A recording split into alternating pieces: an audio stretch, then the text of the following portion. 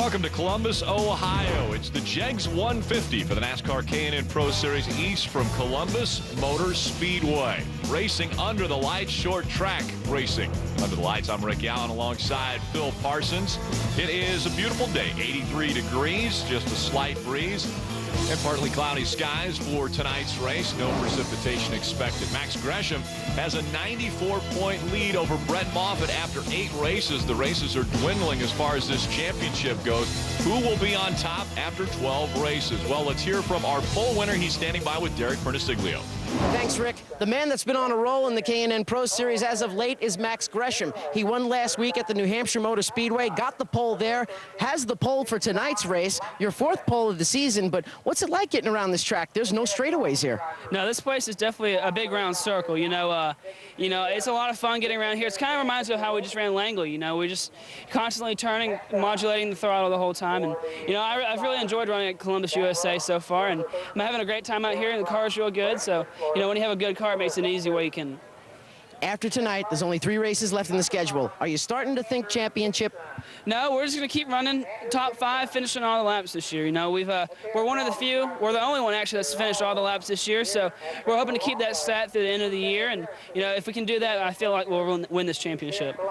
Well, guys, most poles, most top 5s, most laps completed. Max Gresham is on a roll towards that championship.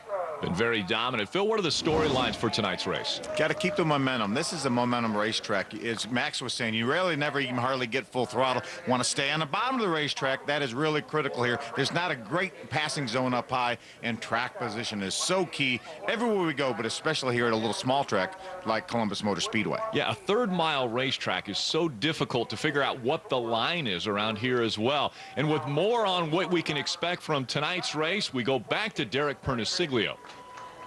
After walking around the garage area today, I heard 2 phrases commonly used, and that was tough to pass and forward bite.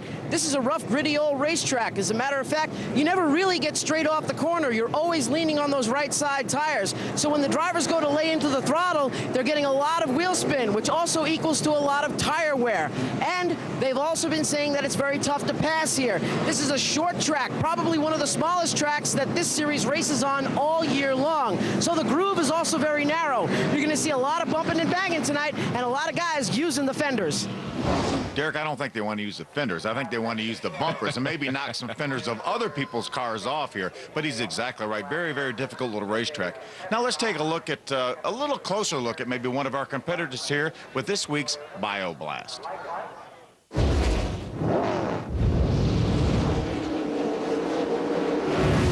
Hi, I'm Matt DiBenedetto, driver of the number 15 X-Team Racing Toyota.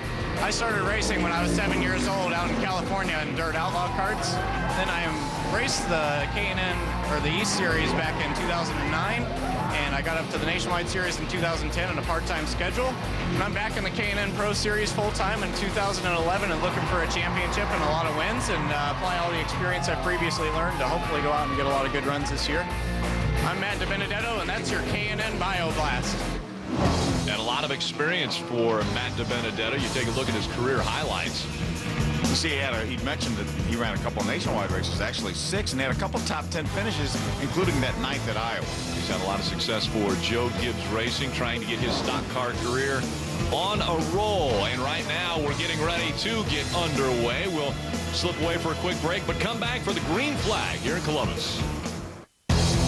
Welcome back to the Jegs150 from Columbus Motor Speedway. Want to take a look at the particulars of this short track. Little bitty 3rd mile paved oval. A lot of history here at this racetrack. You can see progressive banking in the corners, 8 degrees to 10 degrees. Not really enough that the top is the way to go, but you can make some passes out there if you can get a good run. A smaller field here, just 26 cars starting, but 26 cars on a 3rd mile oval is going to be packed around this place. Yeah, it's going to be plenty busy around here. As you see, Max Gresham will start up front here with yet another pole this year. Darrell Wallace Jr. making up the outside of row number 1. Eddie McDonald starts back in row 7. There's DJ Shaw back in row number 12. A lot of work cut out for him. He actually had to go to the back of the pack for unapproved adjustments. Andrew Gibson and John Blankenship round out the field of 26. It looks as though already problems for Benny Gordon. Has the hood up before the start of this race. They're all 2x2. as we're getting ready to get underway with the 9th race of the 2011 season for the NASCAR K&N Pro Series East. Field coming out of turn number 4. Green flag goes in the air. Let's see if Darrell Wallace Jr. can hang in there on the outside. He gets a little bit sideways through the center. Max has that lead. See, never even used the entire racetrack up to the outside wall. They run this racetrack like it's round almost. All the way to the bottom of the racetrack through the turns, slide out to the walls just about the center of the backstretch and front stretch. 5 more points for Max Gresham adds to that point lead by leading this thing.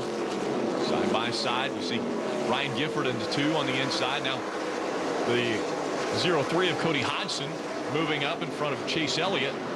There's Alex Bowman, looks to the outside of Chase Elliott. See if he can make some move on the outside. If you're going to make a move on the outside, ooh, good trouble already. Cale Conley was around in the 27 car. Conley into the grass, out of the groove. We stayed green for now. Caution hasn't come out yet, so he gets back on the racetrack and we stay green. Ooh, right in front of our leader, Max Gresham. Max had to avoid Cale there. Cale comes back out on the racetrack right in front of the lead lap cars. He'll go a lap down early in this one. Corey LaJoie all over the back bumper of Cale Conley. Now Brett Moffitt and Eddie McDonald battling for position.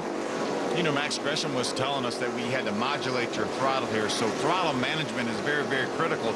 But unlike Langley, the last time we ran a little short track like this, you can't actually get full throttle for just a moment here, even though the straightaways pretty much aren't straight. We heard about that forward bite and problems with that. You hear drivers all the time trying to feather the throttle so they can get as much of the grip into that racetrack as they can with these cars. We see Eddie McDonald tucking in behind that 15 of Matt DiBenedetto. Eddie came off a top 10 finish at Loudon last time out, which is really no surprise. Eddie's so good at Loudon with 3 wins there in his career. Max Gresham still out in front of the field, starting to pull away from Darrell Wallace Jr. now in that number 6. Gresham and Darrell Wallace Jr. 1 and 2. It's a pretty good lead right here this early for Max Gresham.